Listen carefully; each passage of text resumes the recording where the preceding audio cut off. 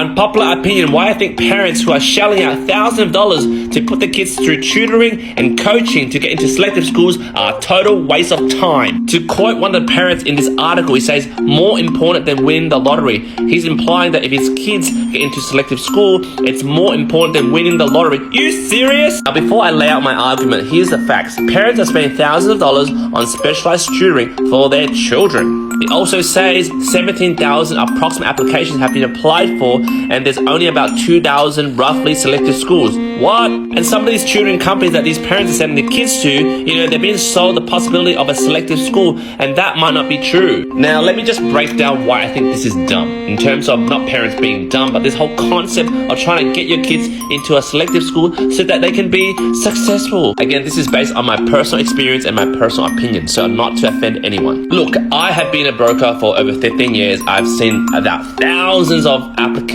PAYG, self-employed, to CEOs, to bathroom cleaners. I also have a lot of friends in different sectors of the industry. Some are successful, some are not. And I have friends that are in my primary school, and I also know friends that are in selective schools. So to give you an example, I have a mate that went to selective school. The way he did this was that he was in a normal primary school, like public school, during high school. And then to go into the selective school, he went through this loophole where after completing year 10, he can apply for year 11 and 12 at the Sefton Selective School by not doing a test at all. So there was no test, just did an interview with the principal, and then he got in. And what he told me was that everyone in this school was smart. Well, I will say book smart. And he himself, like myself, is street smart. And he's pretty bad with his academics. But what he noticed was that when he entered this school, his usual average marks, for example, 70% for every test, got basically pulled up by all these higher smart people or academically smart people. So for his HSC, or back then UAI, he got like 95 points.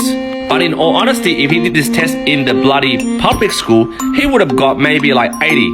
So his marks just rose with the standard deviation because it was higher there. My point is, these type of parents try to chuck their kids into selective schools because they have a higher academic standard deviation so they can pull up their kids' marks. The keyword is, it's all about the marks, the academic marks. I can tell you right now, all those smart academic people, or those that came first in maths, English, whatever, I can tell you right now, I'm earning 3 times more than them right now. And I'm not trying to say this is how big my eggplant is. I'm not trying to be cocky. What I'm saying is, when you stick to the normal standard deviation of a non-selective school, for example, a public school or a Catholic school, you are forced into the real world with what you actually have, and then you have to use your own street smart to win in life. But then if you hide in these schools and then somehow your marks get lifted because someone else is smarter and the standard deviation is higher, you go into the real world with a false pretense of how smart you really are.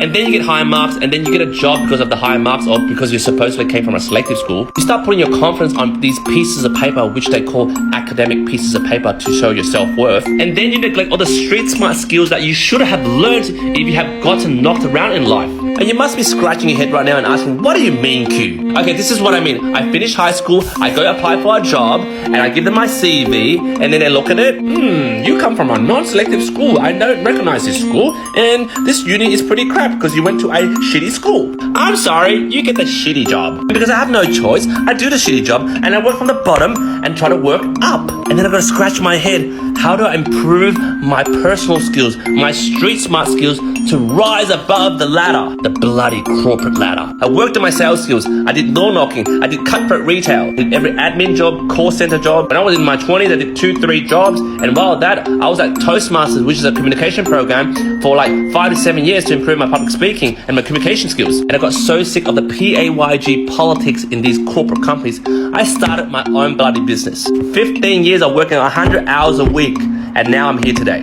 My point is, you guys trying to chuck your kids into these selective schools, you basically lift up their ego, their expectation that they can sort of operate through the world because they have these academic scores. I mean, if your kids are smart, well, put them to selective school. They are naturally talented. But if your kids are dumb, or just like street smart like me, don't try to put like a circle in a square peg. No amount of African tutoring or coaching to squeeze, what did King Lear say to blah, blah, blah, would get your kids smarter in life or ahead in life. That is why I'm not going to get my kids doing any tutoring. I'm not going to chuck them to selective schools. If they are naturally talented, we'll go there. But if they're not, doesn't matter. When they're 12 years old or 13 years old, I'll get them an ABN, start a business, run it to the ground, learn from what you made in terms of mistakes, and do it again and again and again. By 18, they're bloody super entrepreneurs. If you made it this far, jump in the comments, let me know what you feel and what you think of what I'm trying to say. I'm not trying to stir you. Either roast me or toast me. I love to read your comments.